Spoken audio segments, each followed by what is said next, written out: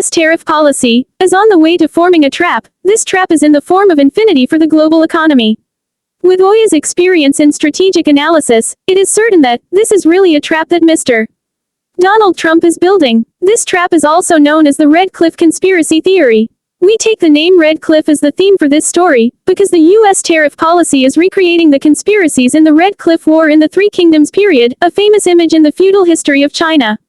So, how is this trap forming? President Donald Trump really knows very well that the unreasonable tariff policy of the U.S. will not be accepted by the world. Because the rates in the tariff policy are numbers that are coercive and unfair to every country on the list. The U.S. government only uses it as a tool to indirectly defeat the Chinese economy through other countries. That is, the countries are the key chess pieces that directly defeat China, while the U.S. is always the one who is not involved. To turn the whole world into free sacrificial chess pieces on the U.S. chessboard. The U.S. government has implemented a series of different policies, aiming to distract all the eyes of the countries and prevent the countries from clearly seeing the U.S.'s Red Cliff conspiracy theory, including: the first policy is to establish a department with the task of streamlining the government apparatus and reducing budget spending, called DOGE. Since its establishment, this department has carried out a series of activities that are negative in nature, reflecting the image of an internal war within the U.S. government. In fact, what DOGE has done is just for show, not as dramatic as the media has announced. The U.S. government wants to use DOGE's activities to distract from any opposing arguments from the American people and especially from other countries. DOGE has also sparked a series of protests across the U.S. This further makes countries lose their ability to judge the ultimate destination of the U.S. government in the tariff policy. The second policy is to implement a peaceful foreign policy with Russia. The U.S. is ready to strike Ukraine directly to serve the purpose of reaching diplomatic agreements with Russia. To show goodwill with Russia, the U.S. has imposed a 0% tax on Russian goods in the tariff policy. This U.S. policy is aimed at cutting off Russia's closeness with China, Iran, and North Korea. And at the same time, the U.S. also realizes the prevention of Russia from participating in the tariff war. Because Russia is also one of the countries that owns an excellent team of expert advisors, and the negotiation ability is not inferior to China. Also through this policy with Russia, the U.S. wants to separate the relationship between Russia and Europe. Because the relationship between Russia and Europe is likely to be normalized again, when the U.S. launches a series of tariff policies that are detrimental to the European economy. The third policy is to plan for a war with Iran right after settling the relationship with Russia. The U.S. has also determined that the U.S. will never attack Iran, but it will still carry out a formal war. Because the U.S. clearly understands that no country will agree to lend the U.S. territory to attack Iran. If the U.S. attacks Iran with its naval fleets, it will bring failure to the U.S., both in war and diplomacy with countries in the path of missiles directed at Iran's territory. The next highlight is that the U.S. will not dare to carry out this war, because the U.S. will itself influence the proactive responses from North Korea. Because North Korea will not sit still and let the U.S. attack Iran and make itself the next target of the U.S., if the U.S. defeats Iran. Therefore, this U.S. policy is only to distract the judgment of countries on the final destination of the U.S. The fourth policy is that the U.S. uses the media to give suggestions to countries about conducting negotiations with the U.S. for tariff policy. And the result is a series of visits of countries to the U.S. as the U.S. wishes. This U.S. policy is aimed at creating a friendly and cooperative U.S. image in front of countries. And the U.S. can create an image that reaches the pinnacle of value in the minds of countries as an affirmation that the U.S. is always an important and valuable partner for them. And to remove the hostile plots that countries are aiming at the U.S. because of the impact of an unreasonable tariff policy system that is putting unfavorable pressure on countries.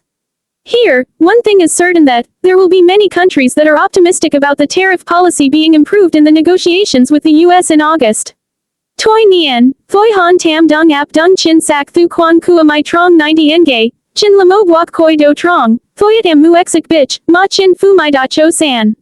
However, the 90-day suspension of the U.S. tariff policy is the first step in the Red Cliff conspiracy that the U.S. government has been waiting for. Because the U.S. knows clearly that in 90 days, it can only bring countries a small benefit, so that they can save a quantity of goods exported to the U.S. that are under pressure.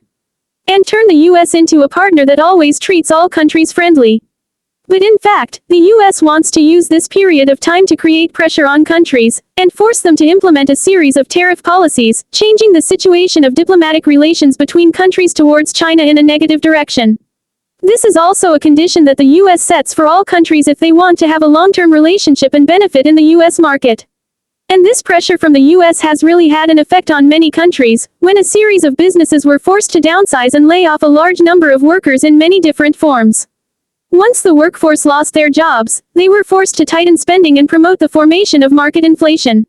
From market inflation, it will continue to put pressure on the consumption of goods for the economy.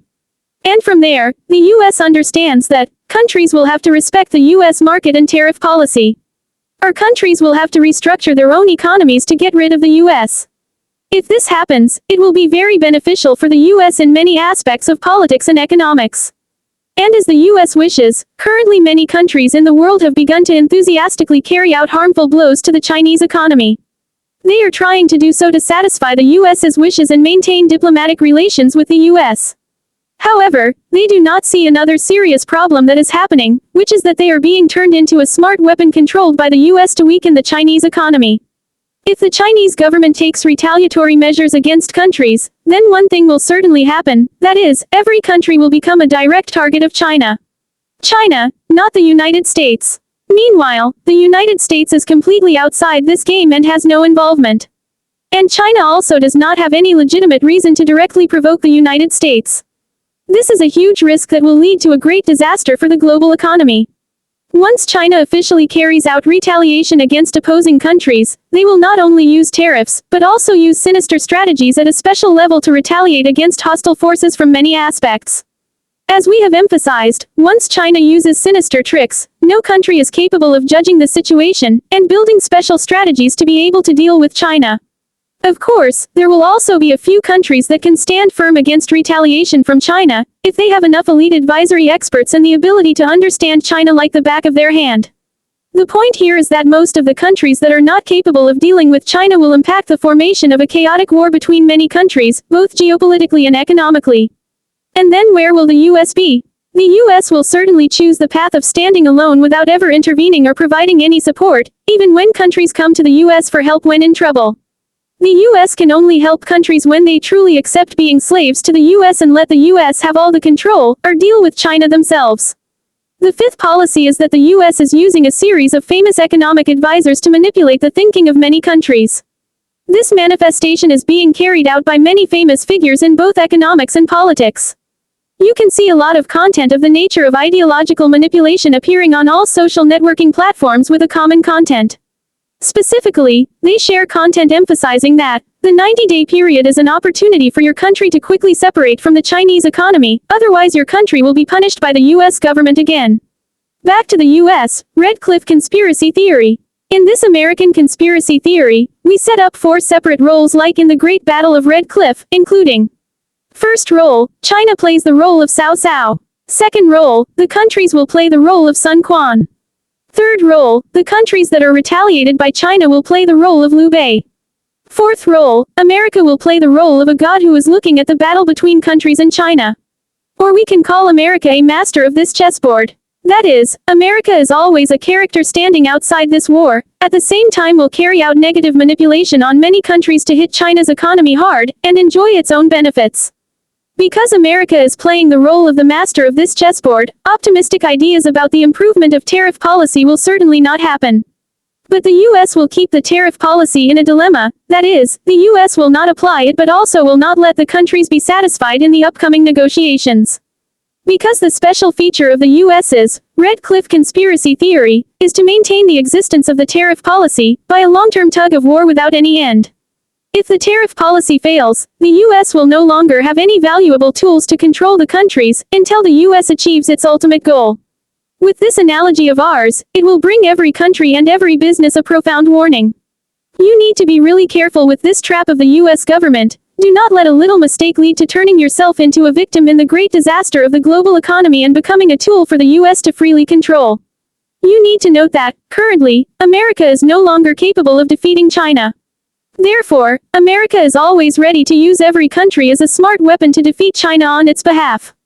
And one thing you need to think carefully is that, The US population is only less than 5% of the global population. Therefore, if you lose a little bit of trade benefits from the US market, it will not make your country poor and backward. Instead, let's focus on working together to share and build a stable global economy. Maintaining global stability is the sustainable path for all countries. We need to stick together to limit war, limit conflict, limit unemployment, limit death for all humanity. Good luck to you, and I hope that countries will have the right strategies to save the world's stability.